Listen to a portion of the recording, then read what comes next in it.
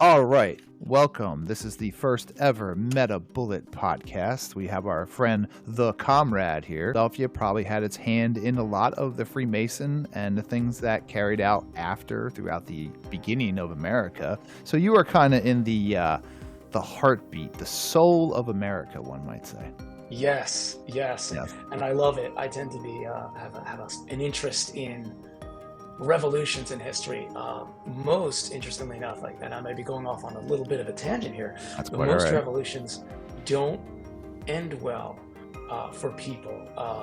But there are two that I can think of off the top of my head, at least, that seem to have, over time, in the long run, though they had their hiccups throughout their histories as well, and are going reasonably well, and they are the American and French revolutions, at least from my perspective here. So being in the heart of America in Philadelphia is a wonderful feeling. So you're saying that two of your favorite, I guess they're civil wars. I mean, people put names on wars, but the French, I guess you're talking about like Napoleon. Yeah, so ultimately, like the sort of the ideals, even if they did for a time go astray, the ideals set out in the French Revolution. So for example, their Declaration of the Rights of Man and the Citizen. In the American Revolution, our Declaration of Independence led to our Constitution, led to a lot of, I'm kind of like broad brushing this whole thing, but it led to a lot of, what was interesting is, certainly we had to go through a lot of, what's the word I'm looking for? Like hiccups, if you will, throughout our history to sort of get to where we are today. A lot of evolution. You mean France being the United States of America being what it was? Yeah, being like the United States, that's right. Yeah, so America had to go through, the United States had to go through a lot of hiccups and things like that. Yeah. To get to where we are today. It's funny about war, because in the evening I watch different shows, and I am a German. I'm a German citizen and an American citizen, and I've learned more about Germany recently, but not from the American perspective. The American perspective is pretty much, it's not wrong, but it's like if World War II was a book, when America came in, it was like way later in the book. You know what I mean? So I'm learning it's interesting, right? Yeah. I'm interested too, like from your perspective, do you find that, you said America, or the American perspective is somewhat wrong as far as Germany and Second World War. Is that? Well, I learned about, I didn't know this, right? Maybe you don't, I don't know how many people know this. Adolf Hitler did not want to go to war with England. He didn't want to go to war with them. And I always thought that, the way they portray it in America, like especially in the media with zombie Nazis and all, it's like they make Germany just seem like this cold, stupid enemy, but like they're brilliant people, and they almost took over all of Europe. You know what I mean? It took the whole world to beat them. It was one of the countries that did almost take over all of Europe. And now, interestingly, you mentioned that it didn't want to go to war with the Great Britain at the time. I've heard that from somewhere, but it was something that I tend to like read into, or I'm by no means an expert, of course, on any of this. Of course, but we're just having I like fun. to read into it and look at things and read about, sort of dig in a little deeper into the histories of the various areas I study. And one of the things that I found fascinating was that, but it was sort of something that was glossed over in What's that? In my world history class, that Germany. Oh, that part. Yeah, didn't necessarily, perhaps right away, want to go to war with the UK. There was almost a level of respect, for lack of better words. Sure. Well, you got to remember the European, what is it, the British Empire? That's what they would call themselves. They were conquering everybody. So like they're actually daddy, right, to America. America's like, oh, we're badass. Very true. England was there first, and they were doing all kinds of stuff, right? So we got basically people from sort of Europe and that area, and then England number 2 started, which was like America, Yes. So England's, like London, is a very, very important city. It truly is. It's massive. I remember going there. I've been there a few times passing through, but once I spent a week. And, that's awesome. That was amazing, and it was so. And now this was like 1998. This is a long time ago. 1998.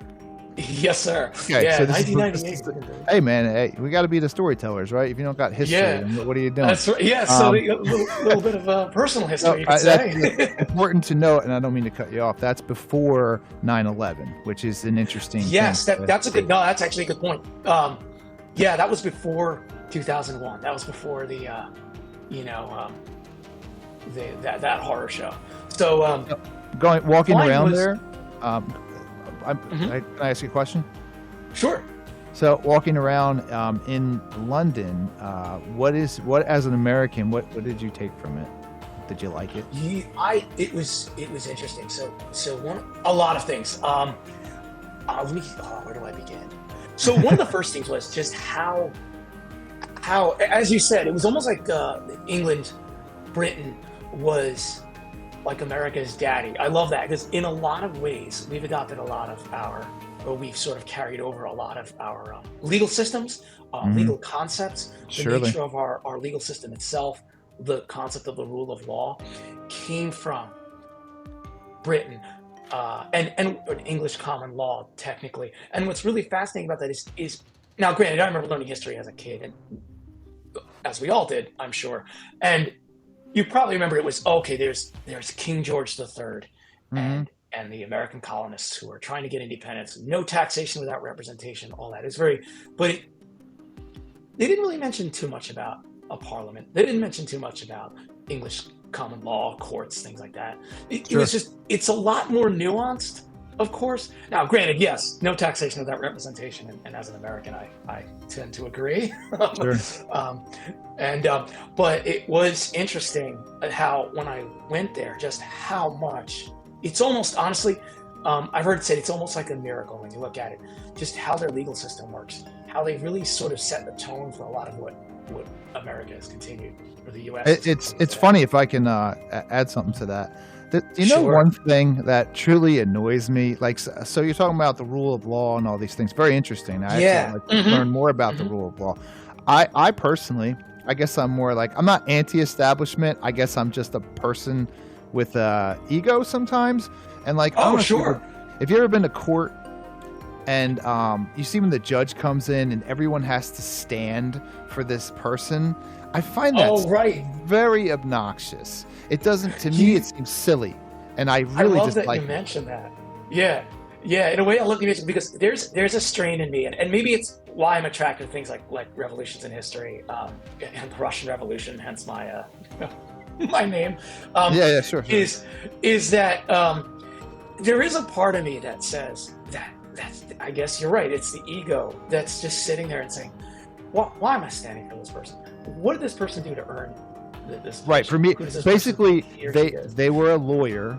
They were a lawyer, and they hung out with Right. their lawyer buddies, and they all Hmm. played the money game together. And the local yokels, the serfs, and all of them other clowns, right? They're like, they get in trouble, and then all of a sudden, this lawyer who was promoted is now like the judge, and that's all fine and well. I Right. understand that, Right. but the because I got a ticket one time in New Jersey, let's say. And the Yeah. judge, she was a dick. She was an ass. Like she was an Oh, asshole. really? Came in with like Yeah. blonde hair, walked in like it was some Hmm. sort of like she's great.